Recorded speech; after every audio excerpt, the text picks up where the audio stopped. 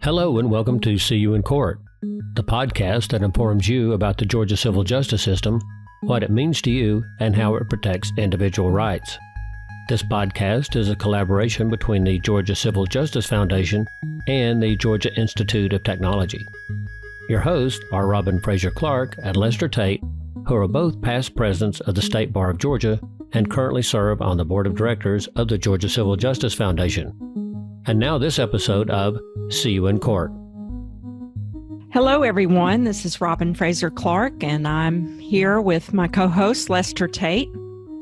And today we have an exciting podcast episode for you. We're bringing you Jaycook, a very famous trial lawyer here in Georgia, and we're going to talk with Jay at length about his career and his cases and his specialty is medical malpractice cases. But let me tell you a little bit first about Mr. Cook, Jay Cook, a trial lawyer in Athens with the firm Cook Tolley.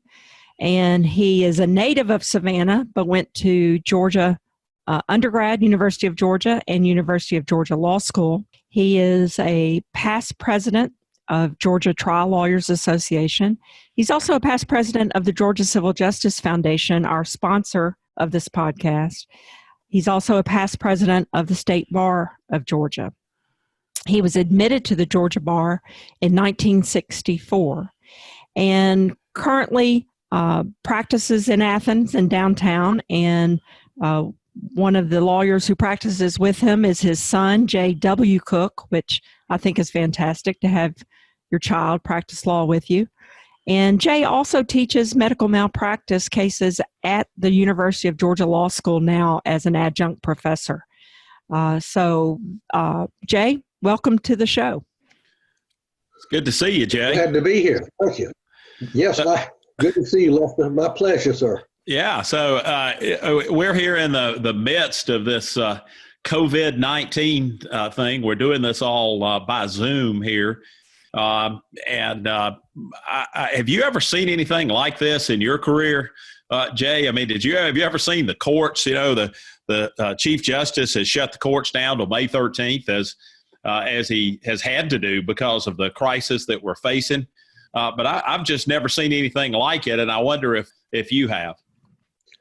No, I haven't, and I don't think anybody that I know of has. It's unusual, as we know, and I think the courts have done a fairly good job of trying to keep some lines open to the public. If you've got an abuse matter or a real estate matter or something that you need criminal access for, they have mechanisms to take care of that. So I think they're doing a fairly good job. Well, some people have made comparisons to September 11th and as this type of national crisis. Do you agree with those comparisons? You know, there are some opportunities that could have been taken care of a little better after 9/11 that we are presented with again, and that is the opportunity for all of us to be on the same page. That's rare. It's rare in America, and it's rare that we have this chance where everybody is in agreement just about. If we use vehicles like the Civil Justice Foundation to message the importance of what we have going on and educate the public. So yes, there are some things. There's some things that are different too. If you start trying to divide people up and do blame games and stuff like that, it can cause problems. It caused President Bush some problems when he had some of those, but he did some good things too. I mean, he went to a mosque, which was really good. So yes, there were some wonderful things that and good coming together, both parties and the American people then, and I think we have an opportunity for that to happen now. Jay, you mentioned the purpose of the Civil Justice Foundation. You served as its president for how many years? A long time, I know. Gosh, I'd have to call on Fred Smith to tell me how long. I don't know. Okay, long time. It was a long time. I knew it was time to give it up to you guys because y'all were younger and brighter. So Talk to our listeners a little bit about the Georgia Civil Justice Foundation, which is the sponsor of this podcast. Tell us a little bit about it and its purpose, and what its mission is, and what you did to try to further that mission. Well, I think the call has been because there has been a vacancy, and there is a built-in structural vacancy with the third branch of the government, the justice system, whether it's criminal or civil. What it lacks is what the other two branches have, and that is a PR arm or an educational arm, as we would like to frame it, to educate the public about what we do, why we do it, why things are decided the way they are. You don't have that availability anyplace in the educational system or by people who are hired in that industry to do that for us. So it leaves that vacancy for somebody to fill. And what we tried to do with the mission of the civil justice system was to take up the banner of trying to educate the public in any means possible about the value of the civil justice system, and therefore the spill over the value of the criminal justice system as well. To have a place that grievances could be adjudicated and resolved. And that's what we were trying to do, and that's what we did. Now, if you want me to go on further and tell you some of the things we did, fine, but why don't you play it along, and I'll answer your questions. Let me. I'm gonna put you on the spot here for a minute. You know, Robin and I have been practicing law for about a little over 30 years, each one of us. You know, I know your career it goes much further back than that. I think of you and Tommy Malone, who was another lawyer who did medical malpractice that recently passed away, as being sort of the fathers of that type of practice, you know, here in Georgia, because there's really a time when it was not considered cricket, if you will, to sue doctors and to pursue relief for clients who got bad medicine. So why don't you tell us a little bit, you know, as they used to say on the Radio Western, return with us now to those thrilling days of yesteryear, and tell us how you began your career. And did you do criminal work? Did you do all kinds of stuff? But before you were really primarily a medical malpractice expert, what kind of stuff did you do earlier in your career, and how did that career develop? Well, Lester, you got about 12 questions in there. And I want you to answer all of them, every single one of them. Well, I'll do the best I can, but let me first start off by saying that I tried my first medical malpractice case in Walton County in 1980. And my latest case that I tried was in Clark Superior Court in January of this year. So it spanned a long time, and it's been an educational thing for me, and it's become a passion for me. And the reason why it became a passion is that I had two cases come in the same week, because I was like everybody else. I didn't take cases against doctors. And they were so egregious, they needed to have address done. One of them was some folks that had an elderly person who was in a nursing home here in Athens and ended up with a decubitus ulcer, which you can have. But because of lack of bedding and personnel, I mean, it became the size of a grapefruit and as deep as half of it. And I was incensed by that, because it was not necessary. He was there to get out of the nursing home, not to die. That was one. And the second one came in that week. I had a woman come in. She must have been 65 or 66, and she had remarried this man who was about 3 or 4 years older than she was. And they had decided to just enjoy their golden years and to travel and do other things. And so they decided quickly to go get, let's go get some medical stuff, see what else we need to do so we don't have anything pop up. And so they did. And she came out fine. And then he went over to Atlanta, and there was this vascular surgeon there. And he, instead of doing a proper workup, he drew a line drawing of plaque inside of the carotid arteries, the neck arteries, and told the man that he needed to have that reamed out. So, of course, the man listened to his doctor like we all of us Southerners do, and he did, and he ended up stroking out on the table for an operation he didn't need to have. So when the lady came into me, it did bring tears to my eyes. She says, now, instead of what we had planned, I'm changing diapers 3 or 4 times a day. That's not right. It wasn't right. And those kinds of things need to have redress. And that motivated me to go and do what I do. I don't think, Jay, I ever had a medical malpractice case myself till somebody came to my office, and the doctor in his records had put "talk to patient about mistake." And a lot of people don't really realize the exact basis of a medical malpractice claim, because they think that just because you got a bad outcome, you went to the doctor to get cured, he wasn't able to cure you, that they have a claim. What kind of problems does that cause you in trying those cases?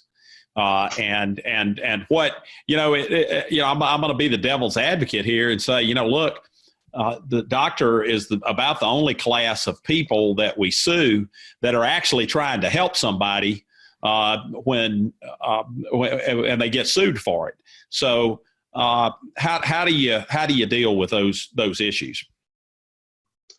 Well, you deal with them at the beginning and you deal with them up front. Now, what I have learned over the years with studying many different things, and all this can be done in a separate podcast if necessary, but we do acknowledge, and we should acknowledge, that the medical profession is an important profession. It's a calling, and that calling is one that we place a lot of our faith into.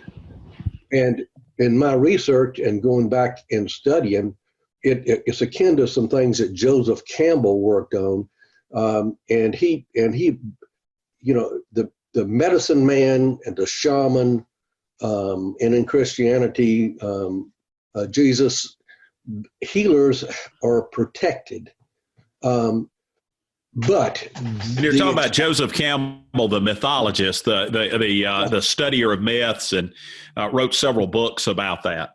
Yes, and I recommend that because he understood the thread of all societies and humanity to protect the medicine man, and that's a good thing. But there becomes a time when the medicine man breaks faith. And when the medicine man abandons the patient, abandons the calling and makes it for money instead of for patient care, when he does things egregiously, or she does things egregiously, where when you hear the story, Lester, when you hear the story and you say, oh my God, that's when they have broken faith. And when you break the faith, then that's when you can get redress in a medical malpractice situation. Now, there's plenty of medical practice goes on, as we both know, but it doesn't raise to the level that we can get redress for those people. Can you tell us a little bit, Jay, about your thoughts about medical malpractice cases versus other types of personal injury cases? I know through your career, you've handled just about everything. And you tend to specialize now in medical malpractice, or that's the way we think of you, but I know you've handled everything. Do you think medical malpractice cases are more complex, harder to try, harder to get a successful verdict on, or what are your thoughts? Yes, they're harder. I think anybody in the legal profession would say they're probably the hardest ones to try. And the hardest ones to get verdicts in. There are some that are just as heart-wrenching, custody of children, and those kinds of things, sexual misconduct that causes harm. There are things that are wrenching, but they're not nearly is hard in many respects to try is a medical malpractice case. What the lawyer is faced with in a medical malpractice case is knowing as much or more than the defendant doctor, and being able to question that doctor on a level that the doctor respects and understands, and hold him to the standards that his other doctors hold him to or her to. And so that is the hard part. And the part of it all comes down to what I told Lester a moment ago. If you have the oh my God story, and you can place that in a narrative and deal with people that are on the jury as humans, and not make this a medical case. You've got to know the medicine to make sure you don't fall in any traps. But you can't try a medical case. This is not some board making a decision on a doctor. These are laymen deciding whether or not they have violated, whether or not the doctors have violated what their expectations are from a doctor. So it makes it very difficult. And as you know, I go to a lot of trouble to work up one of these cases, to find out the right language to use, the right presentation, the right sequence, etc., to put forth, and what to ask your witnesses and what not to ask your witnesses, what to leave for cross-examination and what not to. So you can go into this in depth that I'm not sure this is the proper broadcast to do it on, but more than willing to at some other time. So Jay, with, and we talked a little bit about 9/11 earlier, and how, and of course, with 9/11, you had policemen and firefighters, first responders, were on the cutting edge of that crisis. Now with the COVID-19 crisis, we've got doctors and nurses and hospitals, healthcare providers that are on the cutting edge of trying to provide treatment against this pandemic that we're currently experiencing. How do you think that that's going to change medical malpractice and how jurors view medical malpractice, if it changes it at all? I can't imagine it wouldn't change it, but I'm not, in my own mind, don't know where it takes us. Well, first of all, they deserve halos. I mean, these people have been angels. They've done a wonderful job. They've come to the rescue. Many of them have really. They've died from this stuff, and many of them have been sick. There's a large portion. So you can say nothing but wonderful things. Reminds me of my grandfather, who was a doctor, who went out in the country and did things for collard greens and a cooking, so they came in not for any other reason other than to care for people and perform their calling. But Lester, that's not anything the matter with that. And that doesn't mean that there has not been things that need to be redressed. Think about it. Think about them as the ones that need redress, because they have not been treated properly by a lot of the system. They have not been provided what they need to have. They have been laid off in some circumstances because of profit motives and not having enough in a particular area. There's a lot of things that are going on where redress needs to be made and the scales need to be balanced. And that's our job. That's our job. Our job is not just to have the medical profession as a victim, because, as you know, I get quite a few cases referred to me by the medical profession. So sure. So let me ask you this. One of the things that we hear a lot about is about frivolous medical malpractice. This was a frivolous medical malpractice case that was filed. Somebody reads about it in the newspaper or whatever else. And also people talk about, they just filed this frivolous case because they thought they were going to get a quick settlement out of it. And of course, you and I, having handled these kind of cases, know a little bit about the amount of expense that's involved to actually bring the case before you actually get to the courthouse door, and about the unique nature of medical malpractice policies and consent to settle. So could you talk a little bit about those and what kind of issues those raise? That always brings a smile to my face, Lester, because I think, I think lawyers are pretty smart people. And they can pretty well understand that, since we take these things on a contingency fee basis, there's no part at the end of the rainbow. And if you don't win, you don't get paid. And you cannot get anything for your client. So the frivolous lawsuits are self-regulating. Anybody that's foolish enough to let the ego get involved or see something out of ignorance and try to make a case out of it, they will pay a very, very big price. And you talk about expense now. I don't know anybody trying these kind of cases on a regular basis that doesn't spend out of the pocket somewhere around at least $100,000. I joke at times, I say, I don't believe in gambling, but they laugh at me and say, well, I take medical malpractice cases on a contingency fee basis. So I don't know. But just to emphasize that point, I'm used to having a witness, Jay, and I just want to emphasize that point because many, in fact, I hope most of our listeners are not lawyers and are people who are trying to learn about the justice system. But you're talking about taking $100,000 out of your pocket and putting that out to pay for experts and court reporters and that kind of thing in order to just bring the case to trial with no real guarantee that the jury is not going to reject your pleas. Well, that's true, Lester. And if you allow me to go off the fairway just a little bit, but not into the weeds. Sure.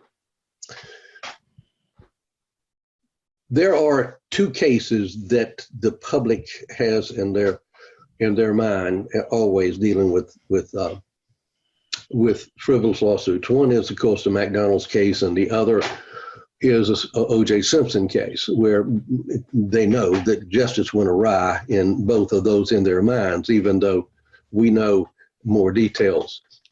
You don't try to move that because that's what the public believes. However, if you're very careful in your examination of prospective jurors, you can eliminate that by making this statement. And that is, this is a case according to so-and-so and so-and-so. It's a very serious case. And both sides acknowledge it's a serious case. This is not like one of the cases, frivolous cases you may have heard of, McDonald's. You can mention whatever you want to. This is one that both sides acknowledge. Now, if they want to come up and say this is a frivolous suit, then let them come in and say that, because it'll be to their detriment if you screen your cases right. So that is an upfront thing that we plant in the very beginning of a case. Jay, let me ask you about along the lines of what is a frivolous case. I do a little bit of medical malpractice, not as much as you do, obviously, but I've always taken the position that because in Georgia we have to file an expert's affidavit with a complaint, so you have had an expert look at your case and vouch for it and say, yeah, that there was malpractice here before you can ever even get to court. I've always taken the position there's no such thing as a frivolous medical malpractice case. What are your thoughts about that? Well, I think with an affidavit, that pretty much supports exactly what you're saying, and I would agree with that. And that's a trial technique that you can use and has been used by you and by me on occasion, and there's nothing the matter with that. I think from a publicity point of view, that is really the best avenue to go on to try to diffuse the McDonald's case and the O.J. Simpson case, to make the distinctions. The public would understand that, and that's a great messaging technique. And I would advocate us consider doing that in the civil justice, bringing around there are no frivolous. If that comes up again, I don't hear much of that anymore about frivolous lawsuits. It may come up again. It's not going around too much, but I had it in one of the last medical malpractice trials I had where the defense attorney, in closing argument, thank you for doing this, argued to the jury that this case was nothing more than like a car wreck where any Tom, Dick, and Harry can go file a lawsuit over anything, even when it's totally has no merit. So I just let him go on and on and on about that. And then when I stood up in my final close, I said, I explained all about the affidavit law and that Georgia was very particular about that we have no frivolous cases because an expert, before I even got to come to court, had to say this was malpractice. And all the jurors were nodding their heads like, okay, all right. I think the defense attorney walked into it, stepped in it and that. Well, so Jay, I would agree with that, Robin. And if you go into what I had to discuss with the doctor last night, he wasn't, qualified for us to use him as an expert because he hadn't practiced in that area 3 out of the 5 years and hadn't done that particular determination. And go down into the weeds with how we have to screen a case. I mean, it's pretty clear. It's not frivolous. So Jay, I want to move on to another subject, and it's sort of the lawyer in public policy a little bit.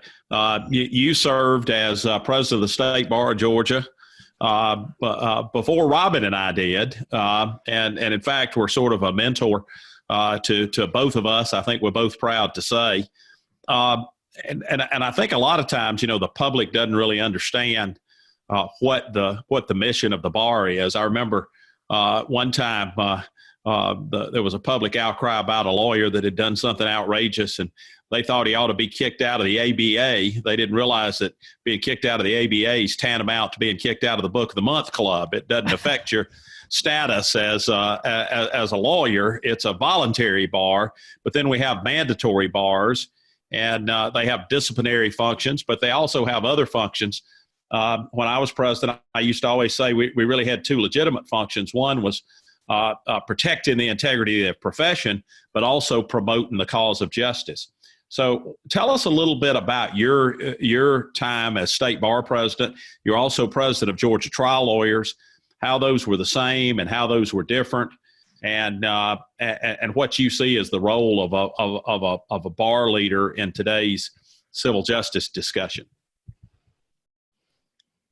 Well, the bar leader has to meet the time that the leader is president, and the reason why I ran a contested race for president was I was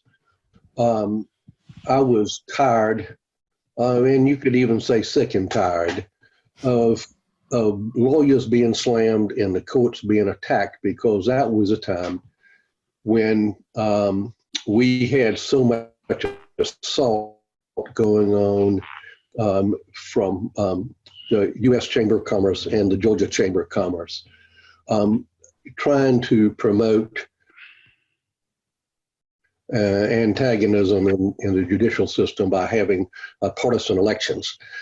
And then, the rampant of time we had for a number of years, where every time you spoke to somebody, they had a lawyer joke they were going to tell you, and that of course undermines the profession and undermines their faith in the justice system.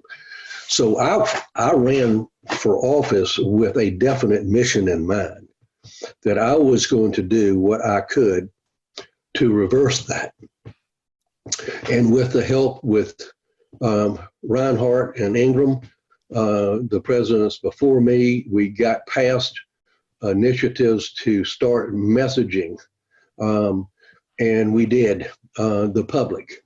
We also pushed back the attack of the Georgia Chamber of Commerce, who was trying to just put partisan elections and get Justice Carol Hunstein off the bench, and using all kind of tactics.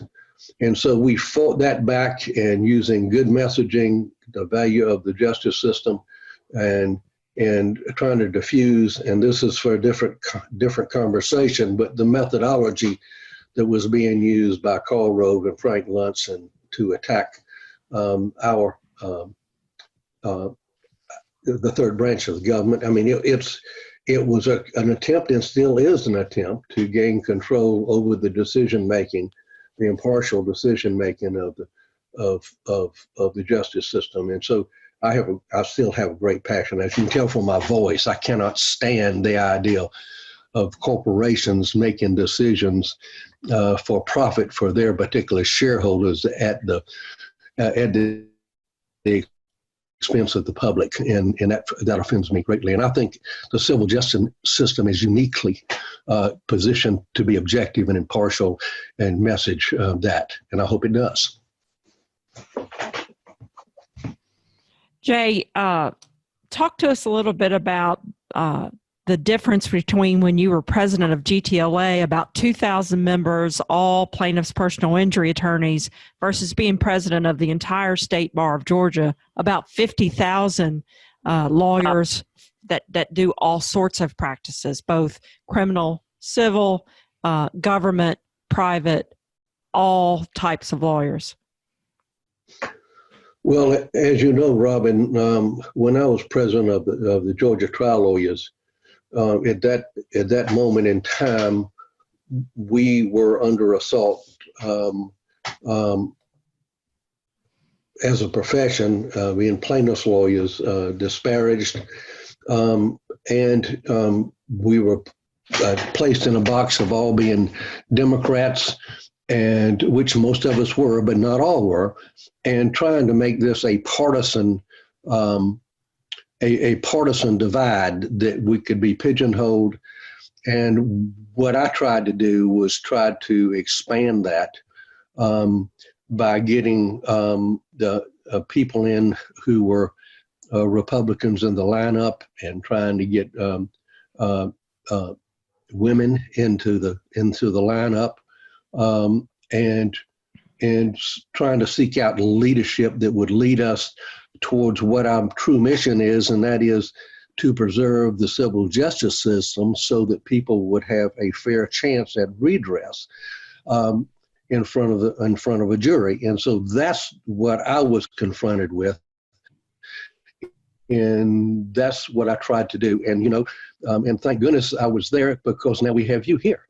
And and thank goodness we have Lester here as well, because I was there, and he and I had a conversation one time where he was very kind to me, and I said, you need to run for the state bar as well. And so yes, we're very blessed with both of you. And Very kind. You are. And Jay, I'll say that I owe you a lot, because I do believe the only reason I got into leadership of Georgia Trial Lawyers Association was with your help and your support. And I think you were ahead of your time as far as bringing in diversity in leadership. And I want that to be acknowledged, that you had to bring some contemporaries of yours into the fold to understand we needed a diverse program, a diverse leadership, and I appreciate that. So Jay, you've got to have a favorite case that you had in all these years.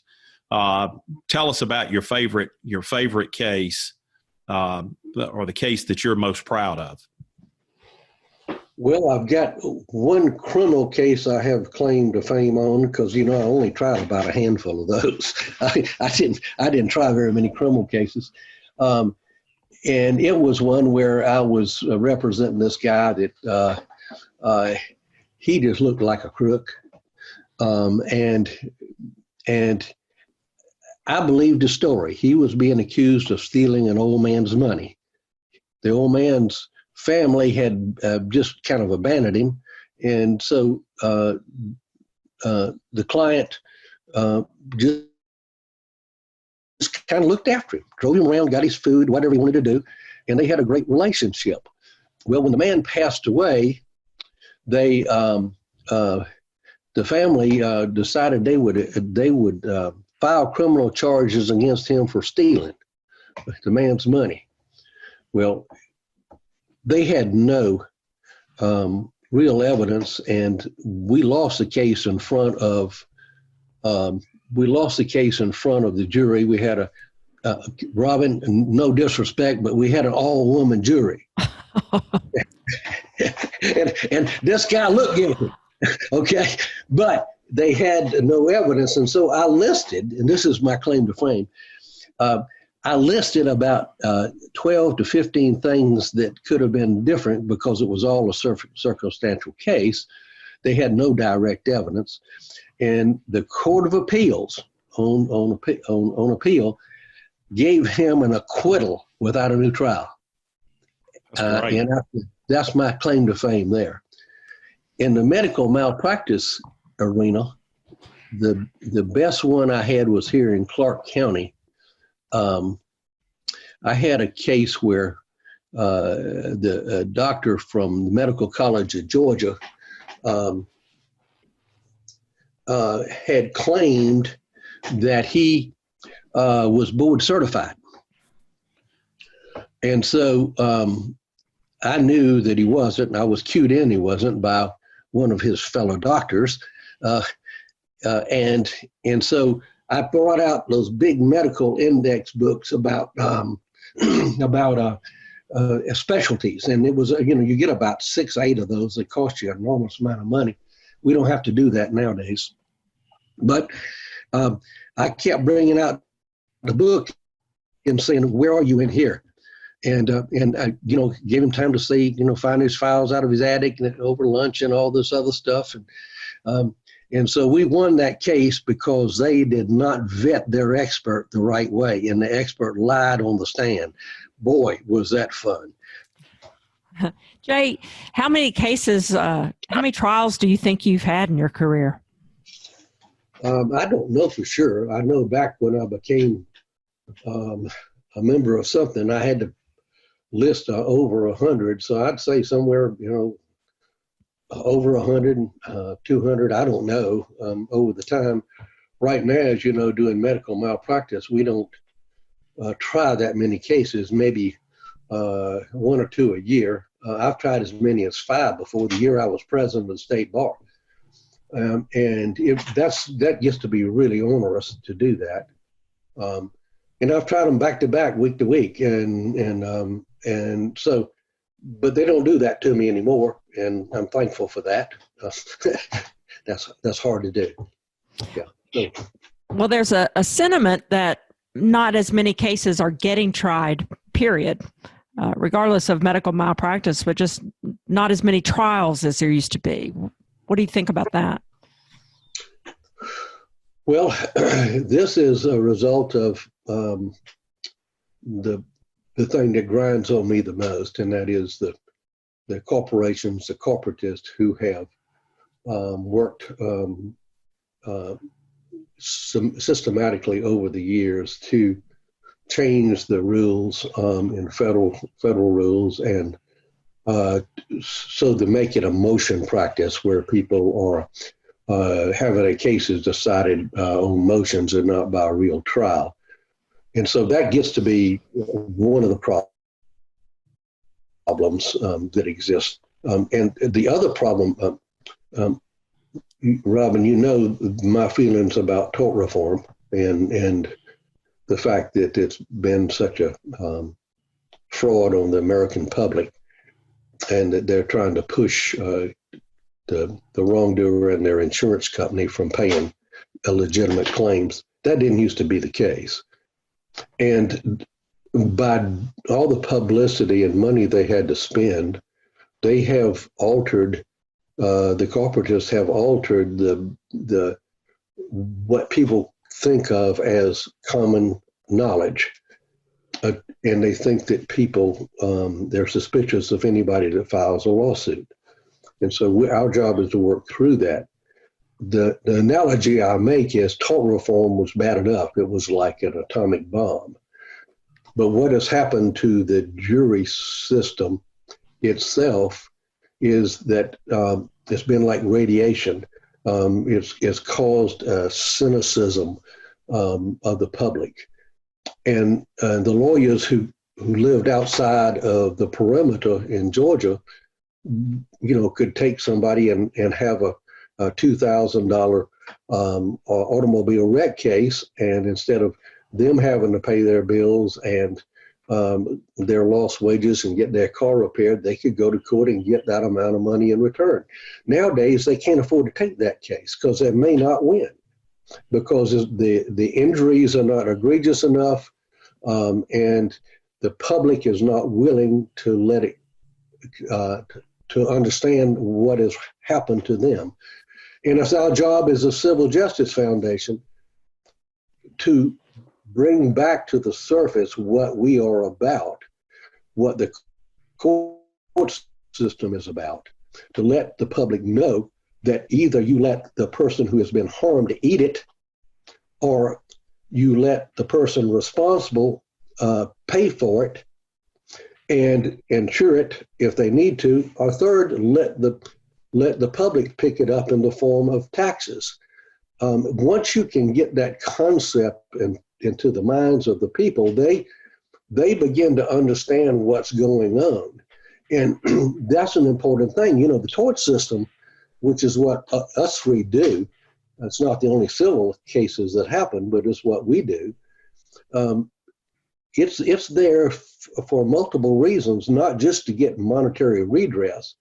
It's also there to make sure that the behavior changes, that you have behavior change. Unlike the criminal justice system, you can punish the wrongdoer, but the victim gets no redress.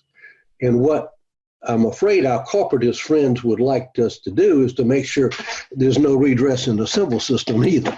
So, right. Excuse me for being cynical about that. They want no accountability for wrongdoing. No. But I always like to tell a jury that they, as a corporate body, 12 people, are the smallest form of local government known to man. And they, as a jury, the 12 of them, as a small local government, can decide what's going to happen to the wrongdoer. And they tend to get that.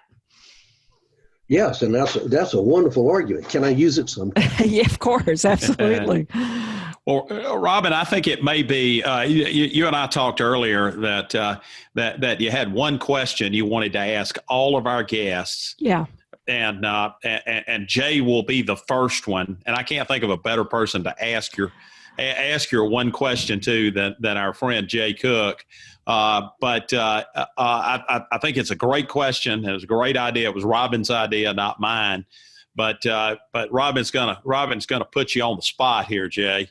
And I'm looking forward to your answer. Jay, tell us what how you define justice, or what justice means to you. Well, that's not so hard. Justice really depends upon your value system. And my value system is based upon fairness. And what the justice system, what justice does, is try to hold people accountable, and give people redress and a voice to be heard. If you think about the alternative we've seen in other societies where, ends in revolution, or it ends in frustration and cynicism, because people are not treated fair, becomes a very important part of it. And if you step back from what we do, we are stewards of this justice system. We are the ones who have the trust resting in us to make sure that the system does not go away, to make sure that there's not riots, that make sure that people can get heard and get compensated. Those are important things for a society. And, ours, people say, well, we've got the best system in the world. Well, it's only about 70% effective as far as I'm concerned. It still has a lot of work to do, but it's better than anything else. And so we have to keep plotting and do that. And that's justice to me. It's redress. It's being fair. It's the value system that I have, and that's why I love it so much. It's true north to me, and I feel very comfortable in it to try to do the right thing for the right reason. That's justice to me. Now we don't always win, but that doesn't mean we lose. Jay, we appreciate your being with us. You're our first episode on our new podcast, See You in Court. You've had an incredible career, and we'll obviously continue to watch it, and just enjoyed talking with you. And thank you for being a friend of the justice system and our friend yes, personally. Thank you, Jay. Been my pleasure, guys. Look forward to it. Thank you. Take care.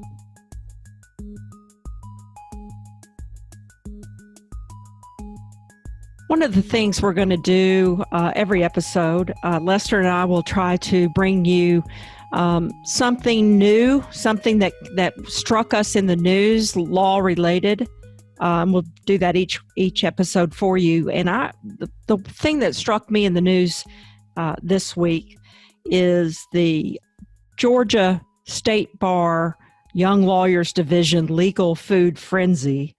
And that is a program that our young lawyers in the state bar, and the president is Will Davis now, but each year they have a campaign of raising money through the legal community that all goes to local community food banks.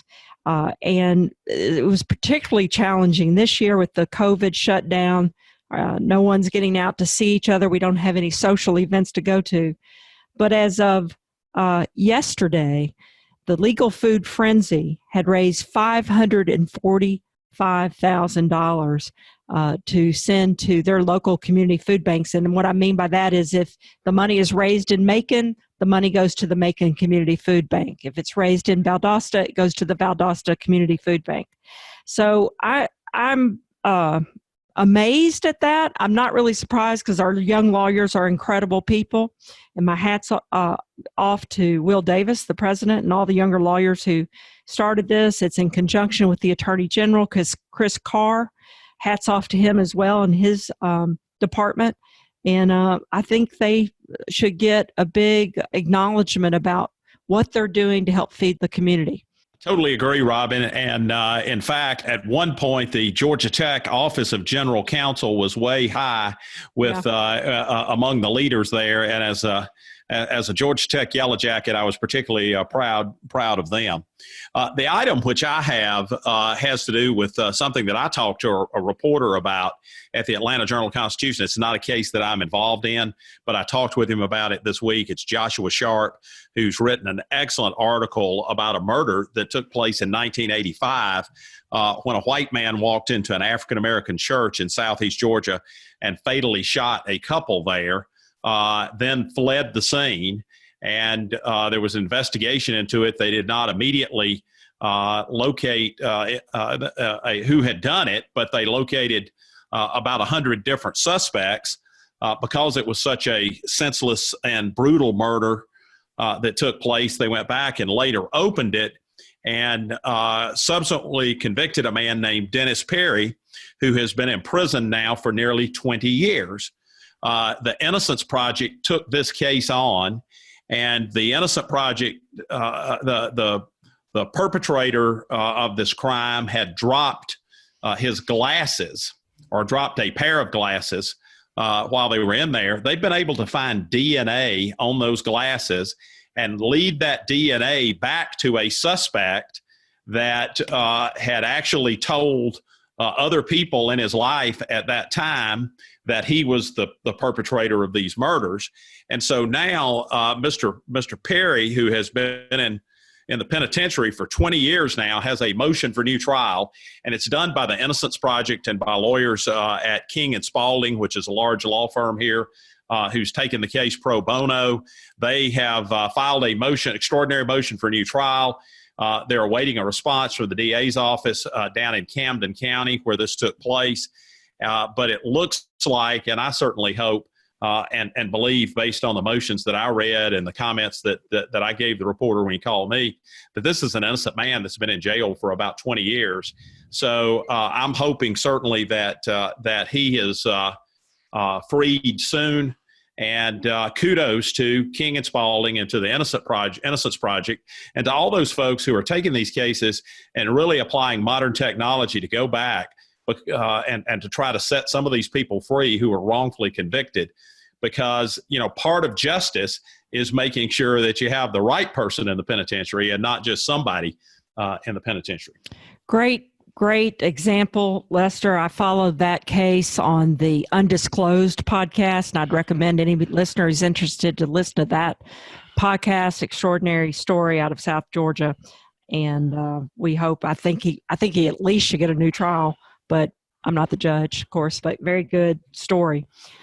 I think that does it for us this episode. I do want to, before we go, I want to thank Steve Lowry and Yvonne Godfrey. They have their podcast, Great Trials Podcast, and both Steve and Yvonne have been instrumental in helping us get this one going, making recommendations, and I appreciate their help. And I also want to give a shout out to our producer, Raz Misher, with his company Pod on the Go. He's a great producer, and Raz, we can't thank you enough for getting us off the ground on this. And I think that does it. And on behalf of the Civil Justice Foundation of Georgia, this is robinfrazierclark and lestertate. And we'll see you in court. Thank you for listening to See You in Court, brought to you by the Georgia Civil Justice Foundation and the Georgia Institute of Technology. Please subscribe to this podcast and consider writing a review. You may find related documents to this week's episode on our website, seeyouincourt.podbean.com. Please send any questions, suggestions, or ideas to seeyouincourtpodcast@gmail.com. The producer of this podcast is Raz Misher. We thank Noreen Hassan, Associate Professor and Director of Outreach and Community Engagement of the Georgia Institute of Technology School of Literature, Media, and Communication, and the Georgia Tech students who help bring you this podcast. I'm Fred Smith, Executive Director of the Georgia Civil Justice Foundation. You may learn more about the foundation at fairplay.org. On behalf of Robin Frazier Clark and Lester Tate, until our next episode, we'll see you in court.